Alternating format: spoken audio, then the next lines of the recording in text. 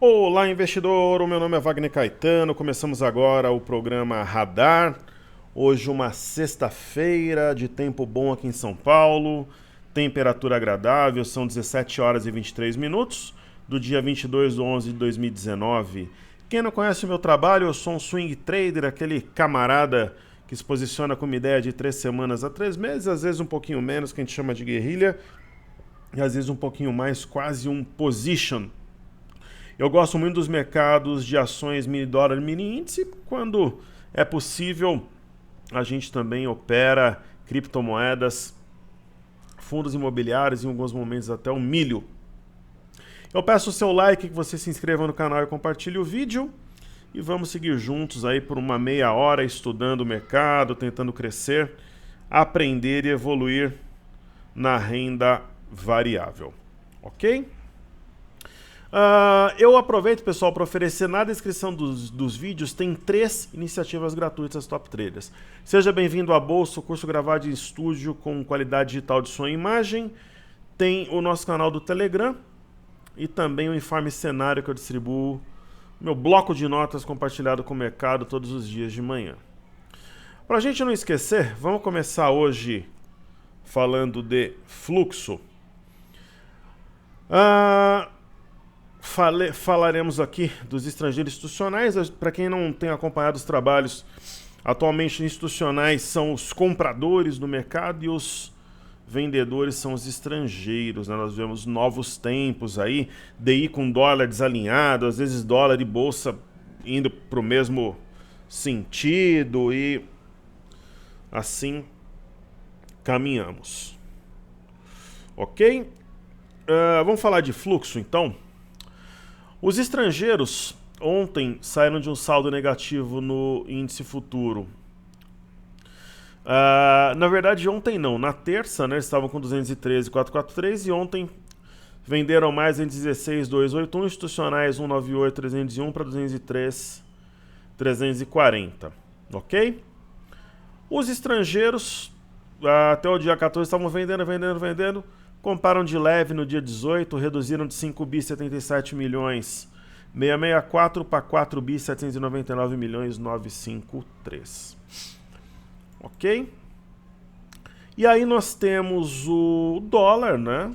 Os investidores estrangeiros ontem, do dia 19 para o dia 21, na verdade. Dia 20 não teve pregão, saltaram de 245,225 saldo positivo para 257,417. Quando os institucionais desceram a lenha na venda, 141,094 saldo negativo para 145,481. Ou seja, estrangeiros estão vendidos no índice, institucionais estão comprados no dólar, estrangeiros comprados, institucionais vendidos. Ok? Maravilha.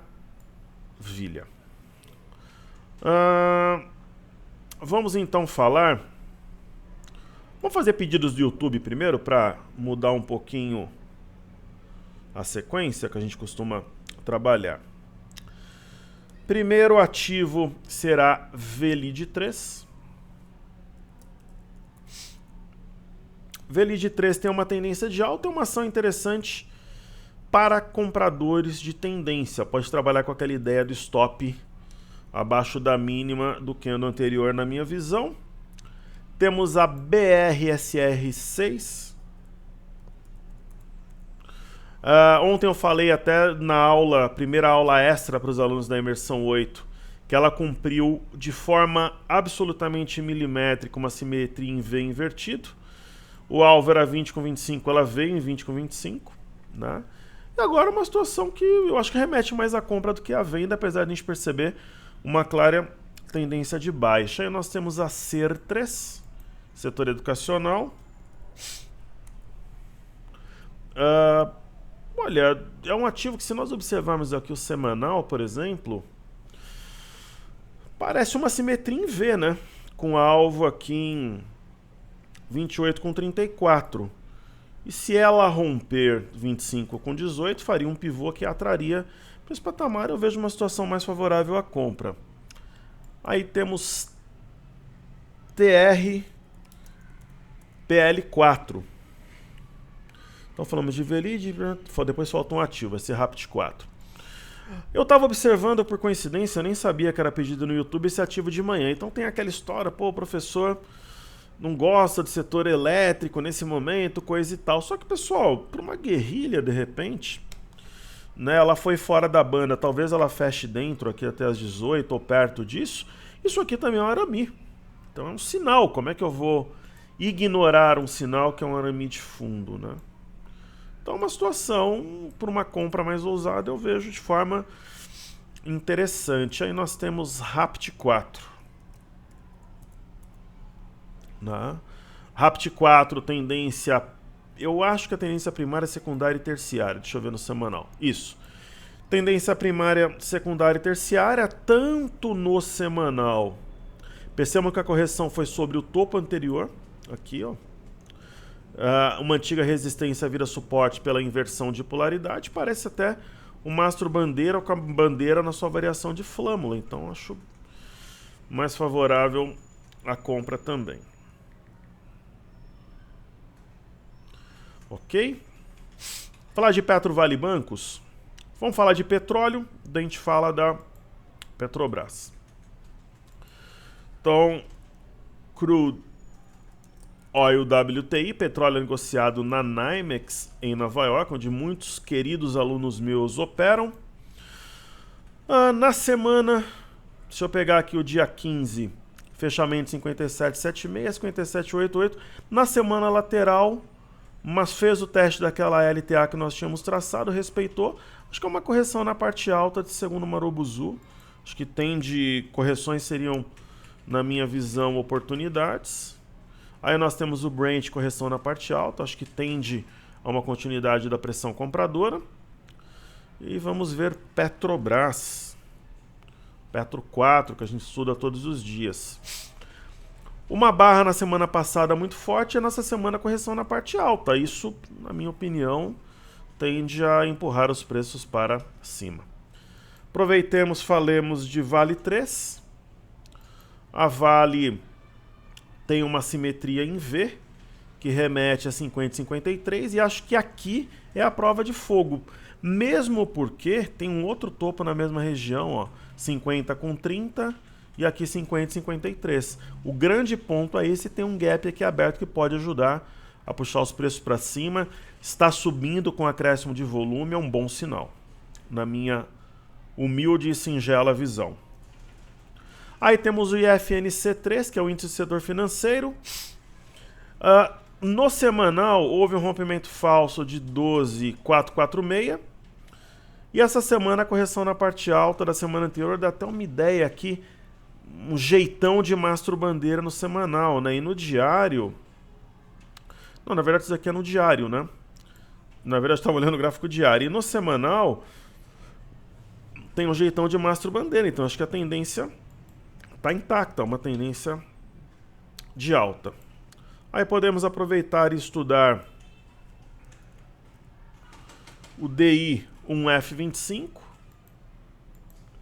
Juros, né? Eu tracei um novo ponto de referência para nós aqui, que é o C6430.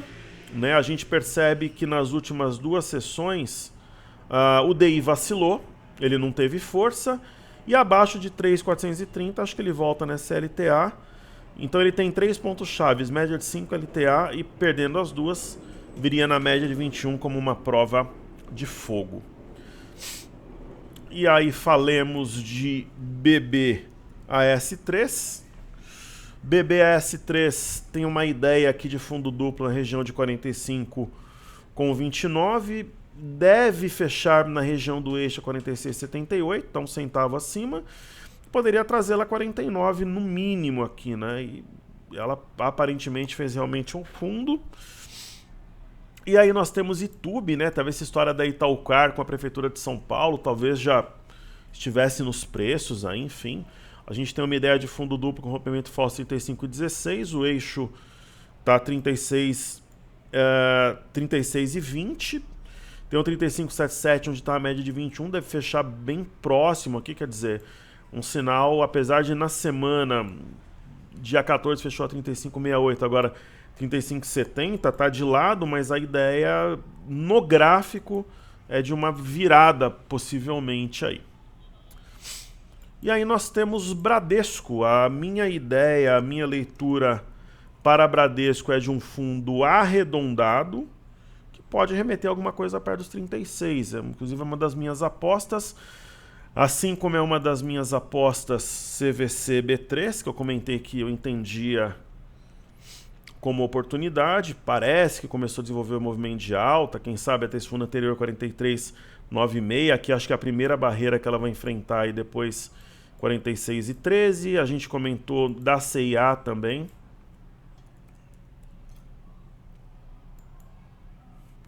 Né? E a CIA, por exemplo, na semana está subindo muito forte, 5,67, uma das maiores altas nas semanas ativas que a gente acompanha.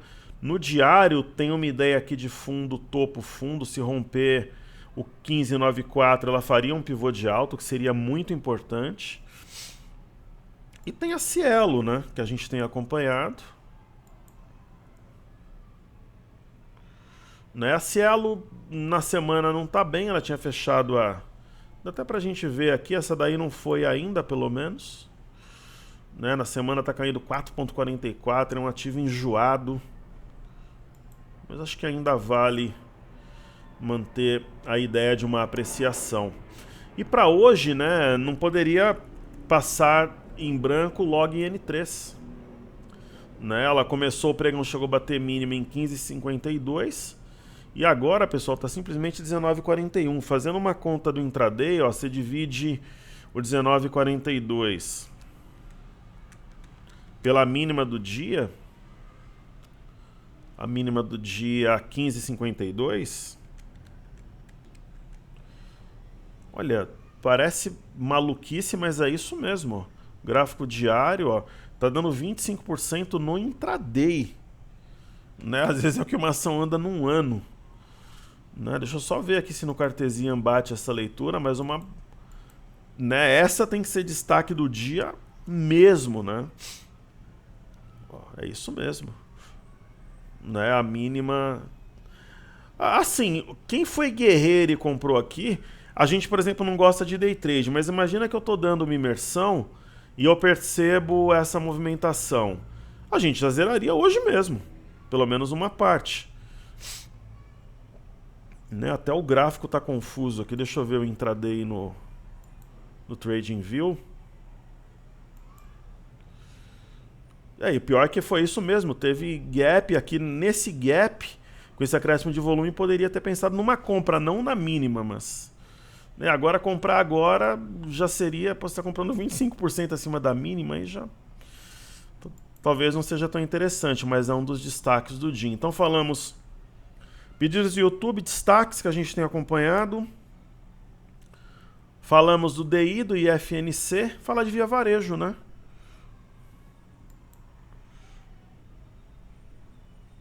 VVAR3.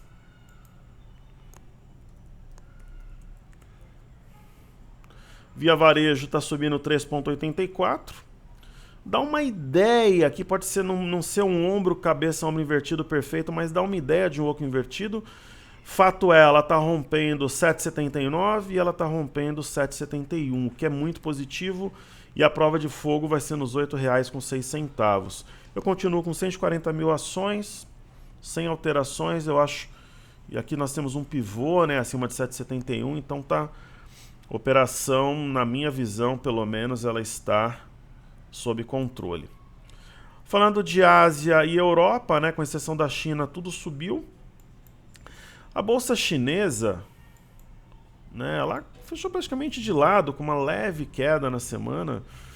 Eu acho que ela tem uma ideia aqui de um ombro, cabeça, ombro invertido, então tem margem até para mais alguma correção, respeitando esse pseudo primeiro ombro aqui. Aí nós temos o índice DAX na Alemanha, que alcançou uma região de objetivo e agora descansa, né? Então é normal uma semana, né, de correção, mas que não muda em nada a tendência de alta. E o índice FTSE também, né? Ele já tem esse candle de hoje acionando o martelo de ontem, então sinal, na minha visão, também bem positivo, né? O índice FTSE, bolsa E falamos do fluxo também, Bolsa de Londres. Ok? Então, Frankfurt, Londres, Xangai. Então, vamos falar aqui de criptomoedas a seguir. Eu estava mostrando para o meu filho principalmente do Bitcoin aqui, o gráfico. Ele dá uma ideia de um canal de baixa, né, que teria alcançado a linha inferior do canal. E nós temos um fundo anterior aqui na região de 7,333, 7,367, 7,350 aqui. E dá uma ideia de um rompimento falso. Eu acho que valeria uma compra mais ousada, especialmente no Bitcoin. Talvez não no Bitcoin Cash, nesse momento. Acho que o Bitcoin, ele tá... dá uma ideia aqui de uma região de fundo também, né? Aqui era uma figura simétrica. Né? É um oco, mas é aquele oco que ele dá a ideia da simetria mesmo. Você nem trabalha com Fibo, então... ele dá uma ideia ali de 197, 198 e ele realmente bateu, foi a 196. Aí nós temos o Ethereum. Né, o Ethereum foi até além de um possível alvo a 153,21. Né, e dá uma ideia de uma compra ousada também, a mesma leitura para o Litecoin também em dólar. Né, o alvo aqui do Litecoin 47,160, né, e tá acima do 47,160, é uma ideia de uma compra ousada, simples assim. Ok? Nós falamos do petróleo, então falemos agora do EWZ, ETF brasileira negociada em Nova York.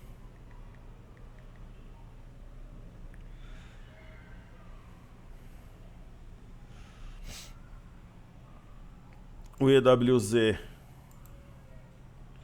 no semanal, pessoal, nós temos uma alta no 0 a 0, né? Semana passada o último negócio 43,02 e agora negocia 43,02, aqui uns minutos fecha, mas é uma ideia de resistência, até de uma pinça no semanal, então veja esse sinal como sendo ele positivo. Né? Nós temos uma ideia também, como em vários ativos de peso aqui no Brasil, como YouTube, por exemplo. Eu acho que nós temos uma ideia aqui de fundo duplo e o eixo seria aqui no 43,13, né? Então tá bem perto, talvez até de romper. E eu acho que eu não falei de...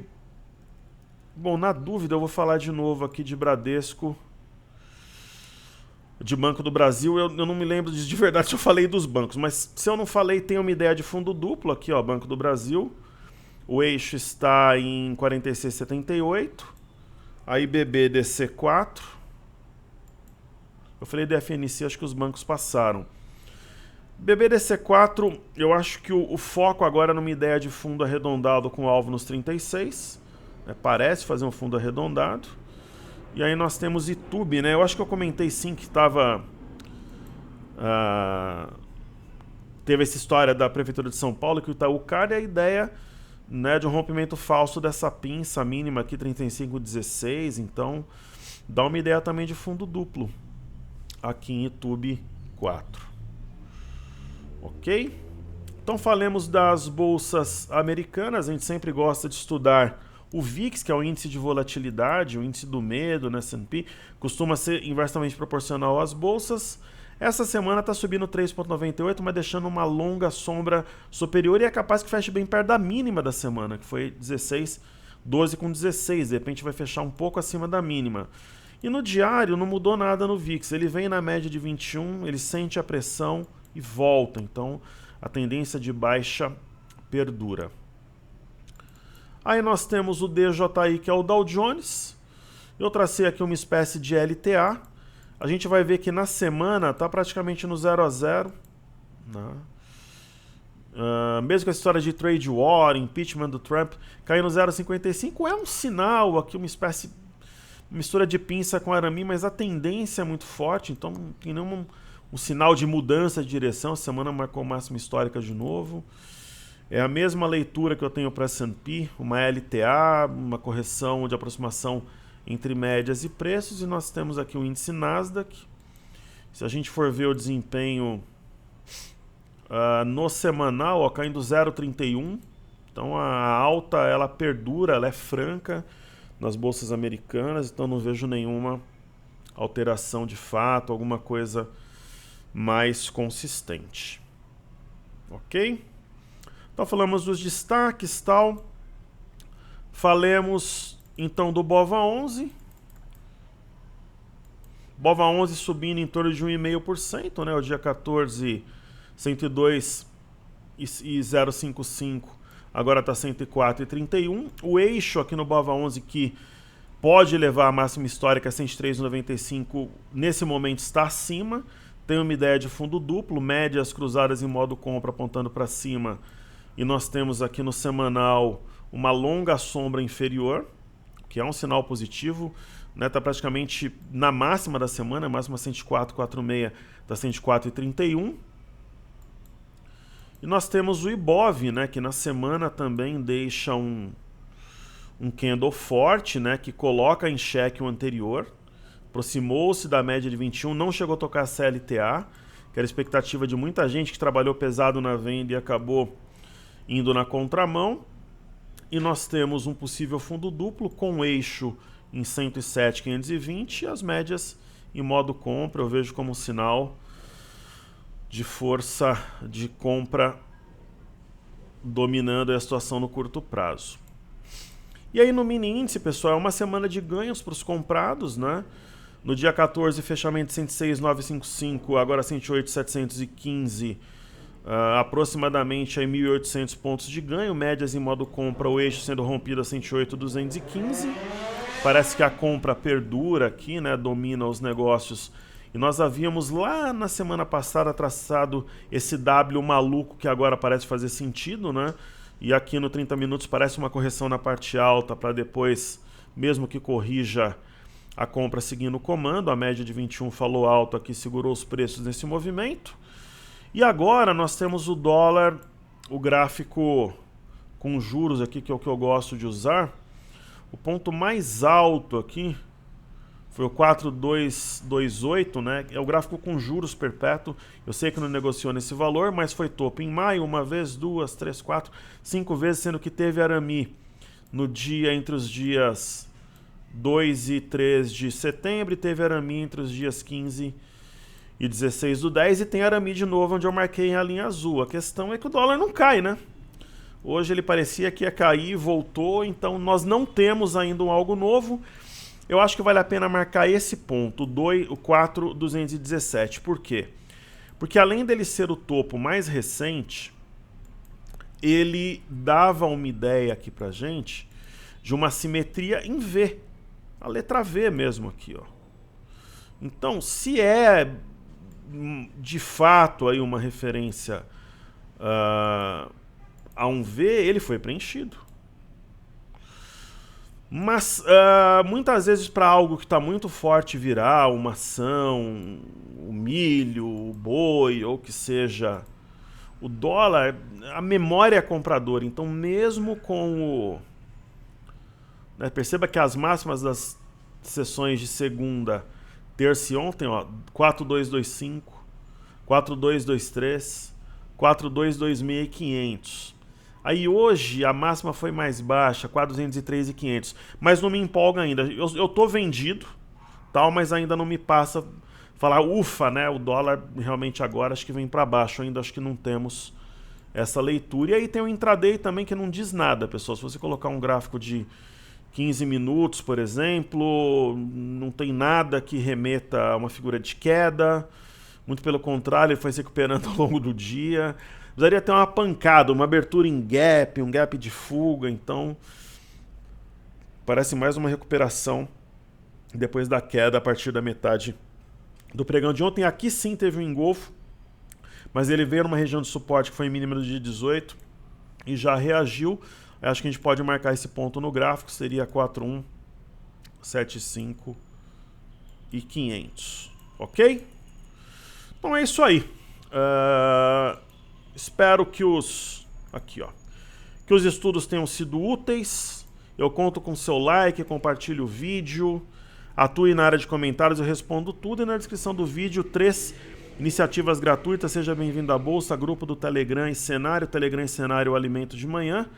Cenário informe que atinge mais de 90 mil pessoas. Nosso Telegram está crescendo.